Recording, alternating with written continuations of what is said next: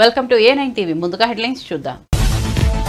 విద్యుత్ రంగంపై శ్వేతపత్రం విడుదల చేసిన చంద్రబాబు ప్రభుత్వంలోని అన్ని శాఖల్లో భయంకరమైన పరిస్థితులు ఉన్నాయని వెల్లడి. శ్వేతపత్రాల ద్వారా ప్రజలకు వాస్తవాలు తెలియజేస్తున్నామని స్పష్టీకరణ.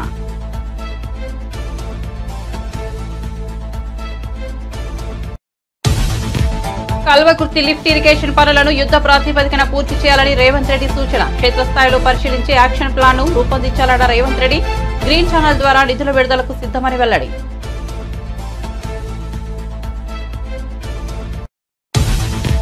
పార్టీ ఫిరాయింపులకు శ్రీకారం చుట్టిందే కాంగ్రెస్ అని కేటీఆర్ విమర్శ. ఫిరాయింపుల నిరోధక చట్టాన్ని కఠినతరం చేస్తామని గాలికి వదిలేసిందని ఆగ్రహం. దానం బీఆర్ఎస్ నుంచి ఎమ్మెల్యేగా గెలిచి కాంగ్రెస్ నుంచి ఎంపీగా పోటీ చేశారని వెల్లడి. బల్కంపేట ఎల్లమ్మ కళ్యాణ వేడుకలకు హాజరైన మంత్రి పొన్నం, మేయర్ విజయలక్ష్మి. మంత్రి లేని సమయంలో స్వల్ప తోపులాట, ఏర్పాట్లలో నిర్లక్ష్యంపై ఆగ్రహం. ప్రోటోకాల్ పాటించడం లేదని అలిగి ఆలయం బయటే కూర్చుండిపోయిన మంత్రి. అయితే తాను అలగలేదంటూ తాజాగా వివరణ. కాంగ్రెస్ పార్టీ అమలు చేయలేని ఎన్నో హామీలు ఇచ్చిందని కిషన్ రెడ్డి విమర్శ. కళ్యాణ లక్ష్మి, వృద్ధులకు పెన్షన్ వంటి హామీలను అమలు చేయలేదన్న కేంద్ర మంత్రి. ఆర్ఆర్ ట్యాక్స్ విధించి రాహుల్ గాంధీ పర్యటనలకు ఖర్చు చేస్తున్నారని ఆరోపణ. 10 ఏళ్లలో జరిగిన అభివృద్ధి జస్ట్ ట్రైలర్ అన్న మోదీ. రెండో రోజు రష్యాలో పర్యటిస్తున్న మోదీ. మాస్కోలో భారతీయులతో సమావేశం. దేశం మారుతోందని, ప్రపంచమంతా గర్విస్తోందని వెల్లడి.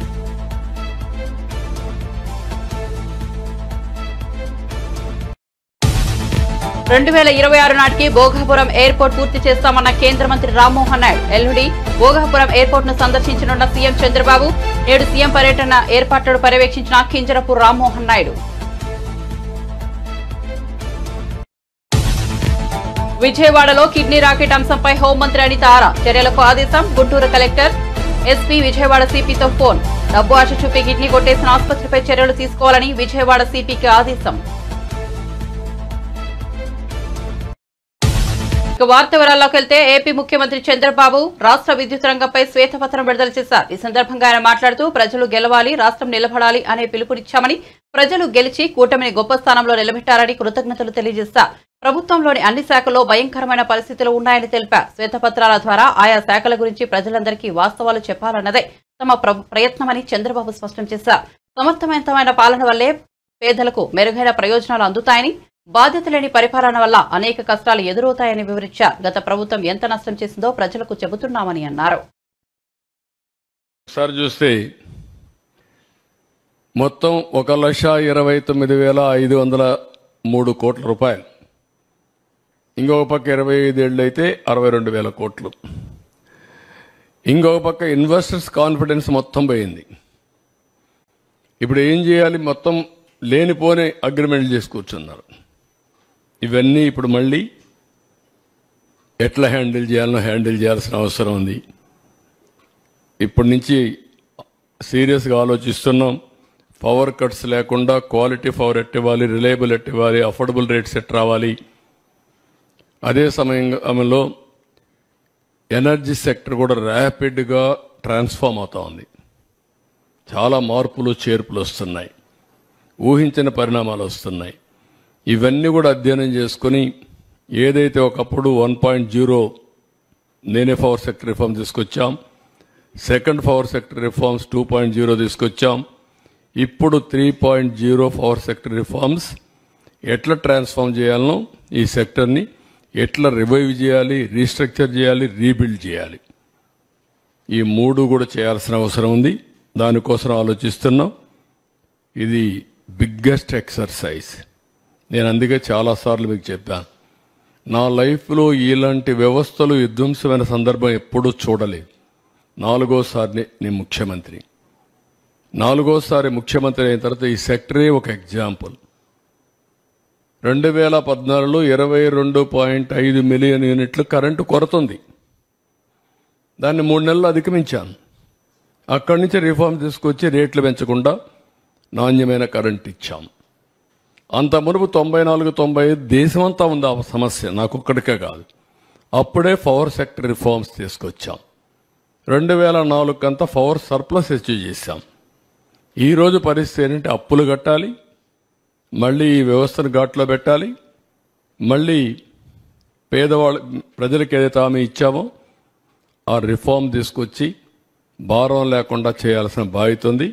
ఒక పక్క చూస్తే మోయలేనంత భారం, ఇంకొక పక్క చూస్తే మా మీద ఎక్కడ లేని అభిమానం. ఈ రెండు ఏ విధంగా ఆలోచించడమే కాకుండా ఏ విధంగా రివ్యూ చేయాలనో ప్రజలందరి సజెషన్స్ తీసుకుంటాం, ఆలోచనలు తీసుకుంటాం. ఎంత తొందరగా వీలైతే అంత తొందరగా ఈ వ్యవస్థను ఘాట్లో పెట్టడానికి ఎన్ని ప్రయత్నాలుంటే అన్ని ప్రయత్నాలు చేస్తాం. Very tight rope.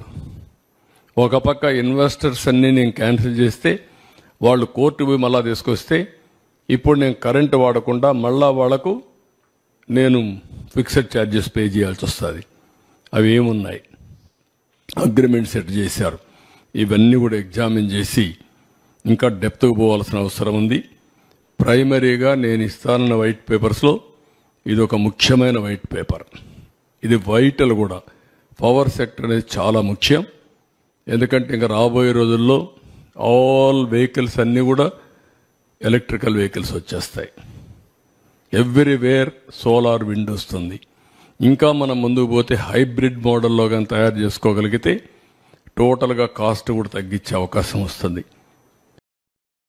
Kalwakurthy lift irrigation పై అధికారులకు ముఖ్యమంత్రి రేవంత్ రెడ్డి కీలక ఆదేశాలు జారీ చేశారు. మహబూబ్ నగర్ కలెక్టరేట్ లో ఆయన అధికారులు ప్రజాప్రతినిధులతో సమీక్ష నిర్వహించారు.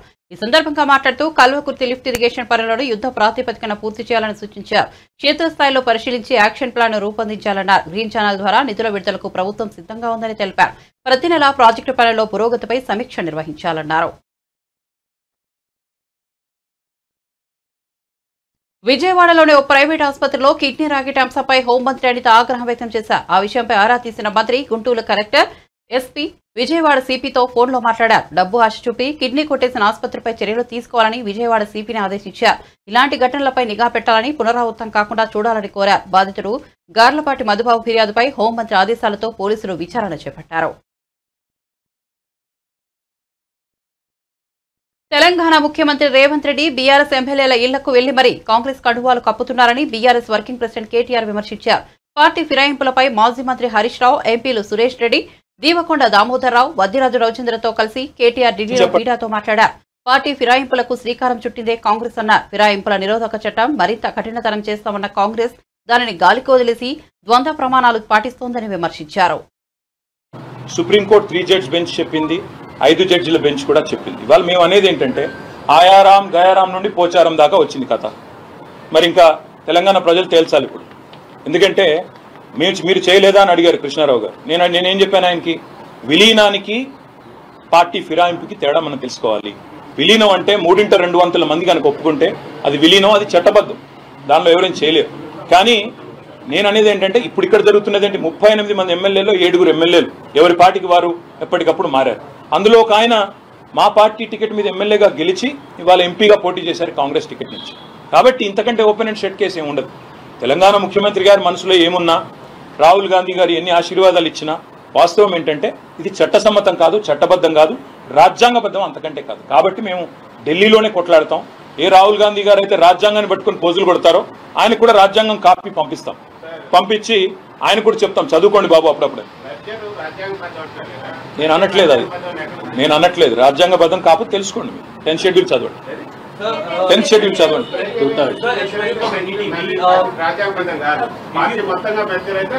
సరే బ్రదర్, ఇప్పుడు మీకు నాకు వాదం ఎందుకు, మీకు అంతే, మీరు చదువుకోండి, నేనేం చెప్పలేను. సరే ఓకే जी where are you? If you go by their statement, they are saying that this is individual. Whose statement? The MLAs and the MPs that are elected, they say that it is their individual right and this right has been given to them by the Constitution of India. What's your stand on it? And secondly, you are alleging that 50 crores to 100 crores rupees must have been given by the Congress party to these MPs and MLAs. Will you demand a thorough investigation into this case? Brother, I don't think you followed what I said. I said that Siddaramaiah ji, जो कर्नाटका के मुख्यमंत्री, उन्होंने स्वयं कहा कि उनके MLAs को आज 50-50 करोड़ देके बीजेपी खरीद रही है. मैं इसलिए सिद्धरामैया जी से, राहुल जी से, खड़गे जी से पूछ रहा हूं कि अगर कर्नाटक में अगर दाम जो है, वहां की रेट जो है अगर 50 करोड़ है, तेलंगाना में कितना दे रही है कांग्रेस? ये मैं पूछ रहा हूँ. कर्नाटक में एक नीति, यहाँ पे दूसरी जगह कोई और नीति नहीं होगी. आप जैसा आपने कहा, एक सिद्धरामैया जी का कहना है, मेरा नहीं, आप देख लो। और दूसरी बात, एमएलएस का कोई राइट, इंडिविजुअल राइट नहीं होता brother. You are bound by constitution, you are bound by your party law. MLA का अपना खुद का कोई ओपिनियन या उसका खुद का कोई मन नहीं होता, इसलिए तो एंटी डिफेक्शन लॉ आया इंडिया में 1985 में। 2/3 अगर मिलता है तो मर्जर होता है वो लेजिस्लेचर का। इस हद तक कानून साफ है, उसके बारे में भी काफी सारे जजमेंट है। I can give you a copy to read. All I am saying, of course we'll go to election commission of India, we'll approach supreme court, we'll meet Lok Sabha speaker, we'll meet Rajya Sabha chairman, we'll also meet president of India. We will plan our course of action in days to come. हम फिर वापस आएंगे 4-5 दिन। నైతికంగానే జరిగిందని మళ్ళీ అదే చెప్తున్నాను, నైతికత అన్న దానికంటే రాజ్యాంగబద్ధమా చట్టబద్ధమా కాదు. రాజ్యాంగబద్ధమైనది ఏదైతే ఉన్నదో 2/3 అనేది వాళ్ళ రాజ్యాంగంలో ఉంది. నైతికత కూడా అవసరం, కానీ నైతికత ఒక్క మాకే కాదు కదా, అందరికీ ఉండాలి కదా.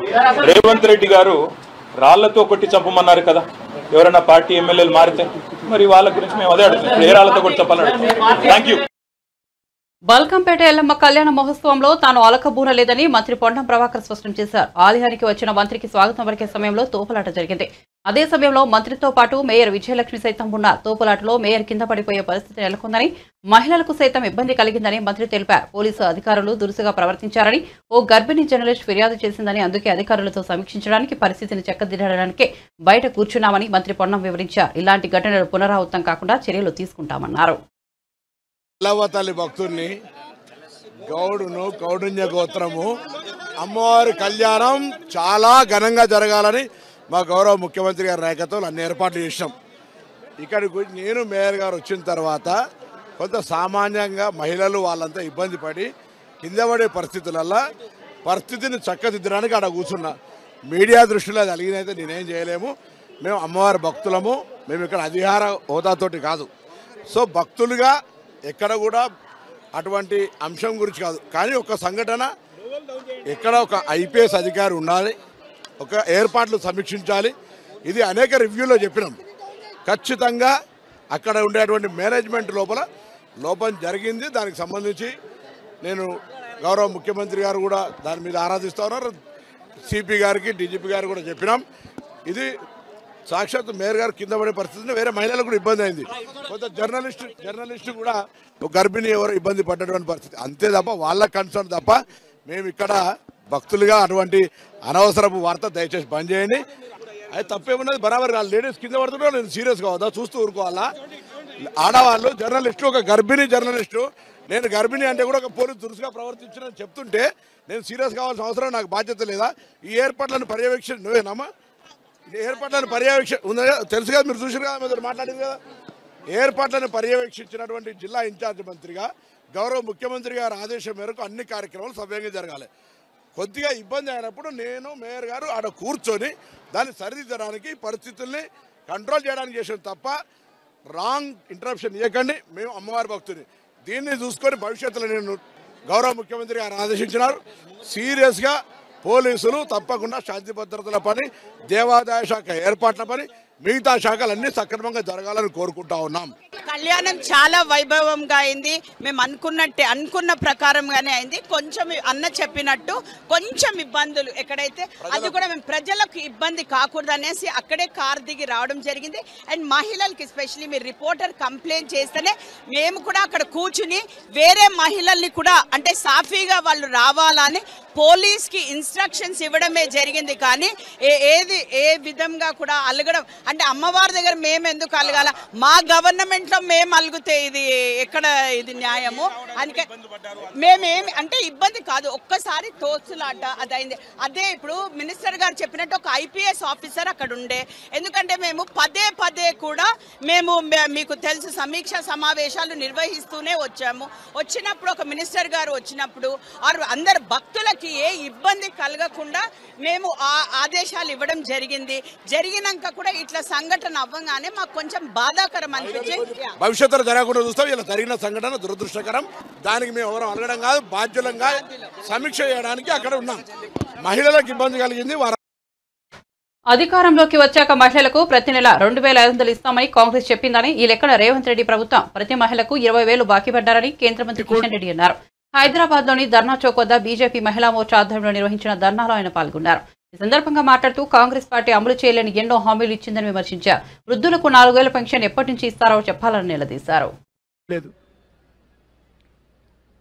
ఏ ఊరికెళ్తే ఆ ఊరికి రేవంత్ రెడ్డి గారు అక్కడ ఉన్నటువంటి దేవుళ్ళ మీద ఒట్లు పెట్టి కాలం గడిపేటువంటి ప్రయత్నం చేస్తున్నాడే తప్ప ఇచ్చిన ఏ ఒక్క హామీ కూడా అమలు చేసేటువంటి పరిస్థితుల్లో ఈరోజు మరి ఇక్కడ ఉన్నటువంటి కాంగ్రెస్ పార్టీ ప్రభుత్వం పనిచేయడం లేదు. అనేక రకాలుగా మరి ఆ రోజు చూశాం మనము. ఎవరు కనిపిస్తే వాళ్ళకి హామీ ఇచ్చాడు. రైతులైతే మీరు బ్యాంకులో మీరు రుణాలు తీసుకుంటే ఎవరు కట్టొద్దు, డిసెంబర్ 9 తర్వాత సోనియమ్మ రాజ్యం వస్తుంది, మీ అప్పులన్నీ కూడా మేం కడతాను, ఒకవేళ మీరు ఇప్పటికే అప్పులు కట్టేసి ఉంటే డిసెంబర్ 9 లోపల కొత్తగా అప్పులు తీసుకోండి, డిసెంబర్ 9 నాడు మేము వస్తాము, ఆ అప్పులన్నీ కూడా కొత్తగా తీసుకున్న అప్పులను కూడా మేమే బ్యాంకులో కడతామని చెప్పి పెద్ద పెద్ద పొంకణాలు మాట్లాడాడు. పెద్ద పెద్ద మాటలు ఎగిరెగిరి మాట్లాడేటోడు. ఈరోజు ఎక్కడ పోయిందో అడుగుతా ఉన్నాను. రేవంత్ రెడ్డి గారు మీరు అనేక రకాలుగా ఒక దిక్కు మీ దగ్గర సోనియా గాంధీని ఒక పక్కన, రాహుల్ గాంధీని ఒక పక్కన పెట్టుకొని తెలంగాణ ప్రజలకు మాట ఇచ్చారు కదా. ఈరోజు ఇచ్చినటువంటి మాటలు ఎక్కడ పోయినాయో ఈరోజు రాహుల్ గాంధీ కానీ రేవంత్ రెడ్డి కానీ చెప్పాలి. గతంలో టిఆర్ఎస్ పార్టీ అధికారంలో ఉన్నప్పుడు మరి వారు కూడా అనేక రకాల హామీలు ఇవ్వడం జరిగింది. వారు ఇంకా గ్రేటు.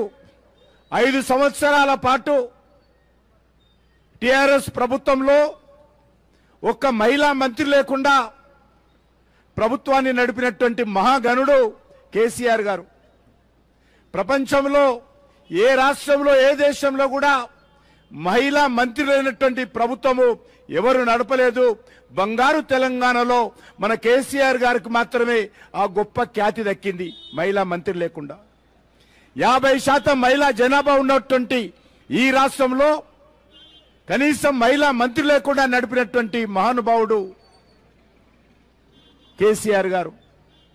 మరి మీరు వచ్చి కాంగ్రెస్ పార్టీ రోజు చెప్పింది అనేక రకాలుగా మహిళల కోసం అనేక రకాల హామీ ఇచ్చారు.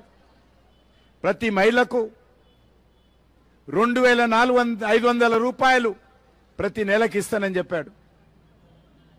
మరి ఈరోజు 7 నెలలైంది. ఇప్పటికి 20,000 రూపాయలు రేవంత్ రెడ్డి గారు ప్రతి మహిళకు బాకీ పడ్డాడు. నెలకు 5,000 తీసుకున్నా, 2,500 తీసుకున్నా ఇప్పటి వరకు 20,000 రూపాయలు అవుతుంది. కానీ ఇంతవరకు కూడా ఈరోజు అధికారంలోకి వచ్చి 7 నెలలు పూర్తి కావస్తున్నా. కేంద్ర పౌర విమాన శాఖ మంత్రి కింజరాపు రామ్మోహన్ నాయుడు విజయనగరం జిల్లాలోని భోగాపురం ఎయిర్పోర్ట్ ప్రాంతాన్ని పరిశీలించారు. ఎల్లుండి సీఎం చంద్రబాబు భోగాపురం విమానాశ్రయ పనుల పరిశీలనకు వస్తున్నారని తెలిపారు. సీఎం పర్యటనకు సంబంధించిన ఏర్పాట్లను కూడా రామ్మోహన్ నాయుడు పర్యవేక్షించారు. ఈ సందర్భంగా ఆయన మీడియాతో మాట్లాడుతూ ఉత్తరాంధ్ర ప్రాంతానికి భోగాపురం ఎయిర్పోర్ట్ గుండెకాయ వంటిదని అభివర్ణించారు. నిర్ణీత సమయంలోనే భోగాపురం విమానాశ్రయం పూర్తి చేస్తామని చెప్పారు. 2026 నాటికి భోగాపురం ఎయిర్పోర్ట్ పనులు పూర్తవుతాయని వివరించారు. భోగాపురం ఎయిర్పోర్టుపై ఏపీ ముఖ్యమంత్రి చంద్రబాబు, డిప్యూటీ సీఎం పవన్ కళ్యాణ్ ప్రత్యేకంగా దృష్టి సారించారని రామ్మోహన్ నాయుడు తెలిపారు. విమానాశ్రయ పనులపై సీఎం చంద్రబాబు సూచనలు కూడా తీసుకుంటామని అన్నారు. కేంద్రం నుంచి ఎలాంటి అనుమతులు కావాలన్నా వెంటనే వచ్చేలా చేస్తామని హామీ ఇచ్చారు. హైలైట్ చేశారు. అప్పుడు ప్రజల తరపున కూడా ఫైట్ చేశారు. సో అదొక అడ్వాంటేజ్. సమస్య తెలిసిన వాళ్ళు ఈ రోజు మన పక్కన ఉన్నారు కాబట్టి ఖచ్చితంగా ప్రజలకు న్యాయం చేస్తారు. ఇప్పుడు ఆల్మోస్ట్ ఒక 25% వరకు అయిందండి. 25% వరకు స్పీడప్ చేస్తాం. మీకు ఎవ్రీ మంత్ నేను అప్డేట్ ఇస్తాను. గతంలో 0.5%, 2%, 1% కాదు, ఎవ్రీ మంత్ చాలా పద్ధతిగా ఎంతవరకు జరిగింది, ఎంతవరకు మనం తీసుకెళ్తున్నాం అనేది ప్రజలకి కూడా తెలియజేసి ఒక ట్రాన్స్పరెంట్ పద్ధతిలో ఇక్కడ ఎయిర్పోర్ట్ తాలూకా కన్స్ట్రక్షన్ యాక్టివిటీ అంతా కూడా ప్రజలకు తెలియజేస్తారు. రాష్ట్రంలో ఏవియేషన్ పరిస్థితి ఎలా ఉంది? కొత్తగా ఎయిర్లైన్స్ ఏమైనా స్టార్ట్ చేయడం కోసం ఏమైనా ప్రపోజల్స్? రాష్ట్రంలో ముఖ్యంగా ఈ రోజు నేను కూడా ఒక ఎయిర్లైన్ ప్రారంభించాలి, మీకు ఆల్రెడీ వినతిపత్రం కూడా ఇవ్వడం జరిగింది. రాష్ట్రంలో ఎయిర్ ట్రావెల్ మీద చాలా ఎక్కువ డిమాండ్ పెరిగిందండి. అది కూడా ఎందుకనంటే గత 10 సంవత్సరాలుగా ప్రధాని మోదీ గారు అయిన తర్వాత ఎయిర్పోర్ట్స్ మీద ప్రత్యేక దృష్టి పెట్టి 2014లో 70 ఎయిర్పోర్ట్లు మన దేశంలో ఉంటే 157 ఎయిర్పోర్ట్లకి ఈరోజు మనం చేరుకున్నాం. ఇంకో 30 ఎయిర్పోర్ట్లు అండర్ కన్స్ట్రక్షన్లో ఈరోజు ఉన్నాయి. అంటే ప్రతి రిమోట్ ఏరియాల్లో కూడా సుమారు 200-300 కిలోమీటర్లకి భారతదేశంలో ఒక ఎయిర్పోర్ట్ ఎస్టాబ్లిష్ చేసే పద్ధతిలో కేంద్ర ప్రభుత్వం ఈరోజు అడుగులు ముందుకేస్తుంది. కానీ ప్రాబ్లం ఎక్కడొస్తుందనంటే మనకి కావాల్సినంత డిమాండ్ ఉన్నటువంటి ఎయిర్ క్రాఫ్ట్స్ ఈరోజు దేశంలో లేవు. అక్కడక్కడ కొన్ని ఎయిర్ క్రాఫ్ట్స్ ఇంజిన్ ప్రాబ్లం వల్ల సుమారు 110 ఎయిర్ప్లేన్స్ ఈరోజు ఆగిపోయి ఉన్నాయి. సో అవన్నీ కూడా మళ్ళీ మనం తీసుకొని రావాలి. అలాగే ఇప్పుడు సోదరులు చెప్పినట్టు ఇంకా ఎడిషనల్గా కానీ ఎయిర్ క్రాఫ్ట్స్ మనం తీసుకొని రాగలిగితే మన దేశంలో ఎయిర్ ట్రావెల్ని మరింత ఇంప్రూవ్ చేయొచ్చు. ఇప్పుడు ప్రధానంగా గతంలో మీరు చూసేవారు, నేను కూడా ఎంపీగా 10 సంవత్సరాలు పనిచేశాను. నేను ఎంపీగా ఉన్నంత కాలం కూడా నేను రైల్వే మినిస్టర్ దగ్గరికి వెళ్ళి నేను ప్రయత్నం చేసేవాడిని, ఏంటి మా శ్రీకాకుళం నుంచి ఇంకో ట్రైన్ స్టార్ట్ చేయండి, లేకపోతే స్టాపేజెస్ ఇవ్వండి, ఈ ట్రైన్ కానీ ఆ ట్రైన్ కానీ.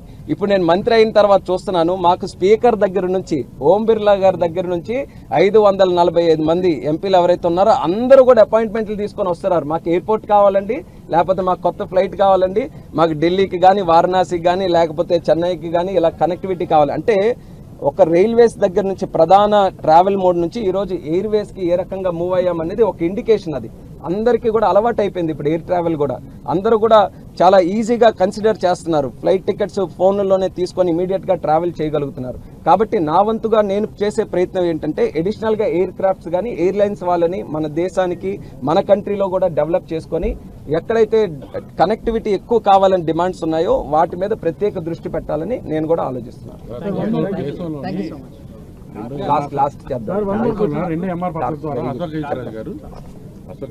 స్థాపించేటప్పుడు ఎంఆర్ పద్ధతి ద్వారా ఇక్కడ ఉత్తరాంధ్ర ఉన్న నిరుద్యోగులకి ఉద్యోగం కల్పించడం ఉద్దేశంతో ఎంఆర్ ప్రాజెక్టు పెట్టారు. అంటే ఇక్కడే మెయింటెనెన్స్ కానీ మిగతావన్నీ అది కాదు ప్రభుత్వం ఆపింది. మళ్ళీ దాన్ని మీరు అది ఎన్షూర్ చేస్తామండి. ఇప్పుడు మా ఐడియా అంతా కూడా దీని తాలూకా ఎక్సెసివ్ బెనిఫిట్ మన ఉత్తరాంధ్ర ప్రజలకే రావాలని, ఎక్కడైనా అన్యాయం జరుగుతుందంటే నేనే ఫస్ట్ నిల్చుంటాను, మన వాళ్ళకి బెనిఫిట్ జరిగే విధంగా నేను చేస్తాను. అది ఉద్యోగాల్లో కానీ లేకపోతే ఇంకా అడిషనల్గా ఏదున్నా సరే ఖచ్చితంగా ఆ ప్రాసెస్ని ఆ మైండ్ సెట్తోనే మేము ముందుకెళ్తాం. అలాగే ఇంకో ఇంపార్టెంట్ పాయింట్ మనం మర్చిపోయింది ఏంటంటే కార్గో ఫెసిలిటీ కూడా సుమారు 50,000 మెట్రిక్ టన్నులకి సరిపడేటటువంటి కార్గో ఫెసిలిటీ మనం ఫేజ్ 1లో ఈ ఎయిర్పోర్ట్తో ఎప్పుడైతే 10 ఏళ్లలో జరిగిన అభివృద్ధి జస్ట్ ట్రైలర్ మాత్రమే అన్నారు ప్రధాని మోదీ. రెండో రోజు రష్యాలో పర్యటిస్తున్న మోదీ మాస్కోలో భారతీయులను ఉద్దేశించి మాట్లాడారు. దేశం మారుతోందని, ప్రపంచమంతా గర్విస్తోందన్నారు. విదేశాల్లో ఉంటున్న భారతీయులు దేశాన్ని చూసి గర్విస్తున్నారని అన్నారు. మహిళలను లక్షాధికారులను చేస్తున్నామన్నారు. భారత్లో పేదల కోసం 3 కోట్ల ఇళ్లు నిర్మిస్తున్నామని చెప్పారు. భారత్ G20 సదస్సును సమర్థవంతంగా నిర్వహిస్తుందన్నారు మోదీ. కోవిడ్ సంక్షోభాన్ని సమర్థవంతంగా ఎదుర్కొన్నామని చెప్పారు. భారత్ను ప్రపంచంలోనే బలమైన ఆర్థిక వ్యవస్థగా మార్చామన్నారు. ప్రపంచంలోనే అతిపెద్ద హెల్త్ ఇన్సూరెన్స్ స్కీమ్ను అమలు చేస్తున్నామని తెలిపారు. 2024 ముందు దేశం నిరాశతో ఉండేది, ఇప్పుడు ఆత్మవిశ్వాసంతో నిండి ఉందన్నారు మోదీ. के पावर का एहसास होता है, उनको लगता है देश बदल रहा है. आज जब भारत डिजिटल पेमेंट्स के नए रिकॉर्ड बना रहा है, आज जब भारत L1 पॉइंट से सूरज की परिक्रमा पूरी करता है, आज जब भारत दुनिया का सबसे ऊंचा रेलवे ब्रिज बनाता है, आज जब दुनिया की सबसे ऊंची स्टैच्यू बनाता है, तो दुनिया कहती है वाकई भारत बदल रहा है.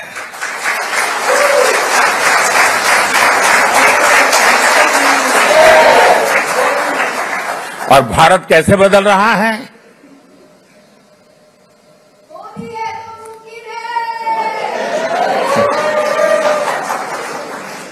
कैसे बदल रहा है?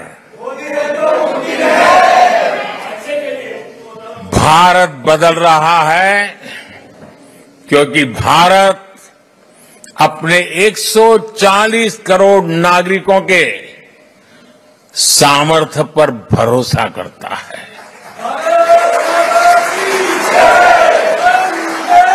विश्व भर में फैले हुए भारतीयों का सामर्थ्य पर भरोसा करता है, गर्व करता है. भारत बदल रहा है क्योंकि 140 करोड़ भारतीय अब भारत को विकसित देश बनाने का सपना संकल्प लेकर के पूरा करना चाहते हैं। इसके लिए आप दिन रात मेहनत करते हो। हिंदुस्तान पूरा मेहनत कर रहा है, हर किसान कर रहा है, हर नौजवान कर रहा है, हर गरीब कर रहा है।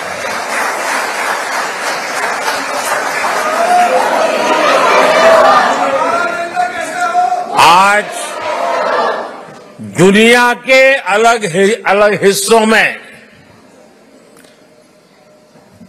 जो मेरे भारतीय भाई बहन रहते हैं,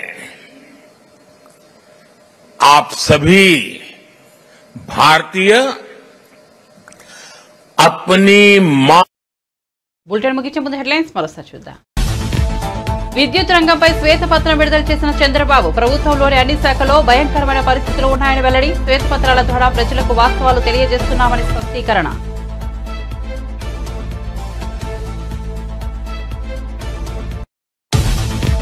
కల్వకుర్తి లిఫ్ట్ ఇరిగేషన్ పనులను యుద్ధ ప్రాతిపదికన పూర్తి చేయాలని రేవంత్ రెడ్డి సూచన. క్షేత్రస్థాయిలో పరిశీలించి యాక్షన్ ప్లాన్ ను రూపొందించాలన్న రేవంత్ రెడ్డి.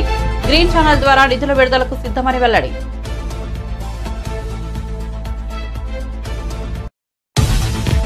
పార్టీ ఫిరాయింపులకు శ్రీకారం చుట్టిందే కాంగ్రెస్ అని కేటీఆర్ విమర్శ. ఫిరాయింపుల నిరోధక చట్టాన్ని కఠినతరం చేస్తామని గాలికి వదిలేసిందని ఆగ్రహం. దానం బీఆర్ఎస్ నుంచి ఎమ్మెల్యేగా గెలిచి కాంగ్రెస్ నుంచి ఎంపీగా పోటీ చేశారని వెల్లడి. బల్కంపేట ఎల్లమ్మ కళ్యాణ వేడుకలకు హాజరైన మంత్రి పొన్నం, మేయర్ విజయలక్ష్మి. మంత్రి లేని సమయంలో స్వల్ప తోపులాట, ఏర్పాట్లలో నిర్లక్ష్యంపై ఆగ్రహం. ప్రోటోకాల్ పాటించడం లేదని అలిగి ఆలయం బయటే కూర్చుండిపోయిన మంత్రి. అయితే తాను అలగలేదంటూ తాజాగా వివరణ. కాంగ్రెస్ పార్టీ అమలు చేయలేని ఎన్నో హామీలు ఇచ్చిందని కిషన్ రెడ్డి విమర్శ. కళ్యాణ లక్ష్మి, వృద్ధులకు పెన్షన్ వంటి హామీలను అమలు చేయలేదన్న కేంద్ర మంత్రి. ఆర్ఆర్ ట్యాక్స్ విధించి రాహుల్ గాంధీ పర్యటనలకు ఖర్చు చేస్తున్నారని ఆరోపణ. 10 ఏళ్లలో జరిగిన అభివృద్ధి జస్ట్ ట్రైలర్ అన్న మోదీ. రెండో రోజు రష్యాలో పర్యటిస్తున్న మోదీ. మాస్కోలో భారతీయులతో సమావేశం. దేశం మారుతోందని, ప్రపంచమంతా గర్విస్తోందని వెల్లడి.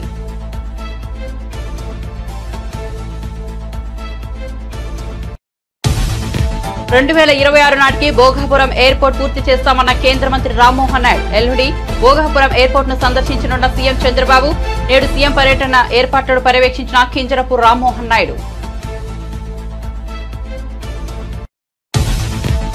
విజయవాడలో కిడ్నీ రాకెట్ అంశంపై హోంమంత్రి అనిత ఆరా. చర్యలకు ఆదేశం. గుంటూరు కలెక్టర్, ఎస్పీ, విజయవాడ సిపితో ఫోన్. డబ్బు ఆశ చూపి కిడ్నీ కొట్టేసిన ఆసుపత్రిపై చర్యలు తీసుకోవాలని విజయవాడ సిపికి ఆదేశం. మరిన్ని అప్డేట్స్ కోసం చూస్తూనే ఉండండి A9 TV.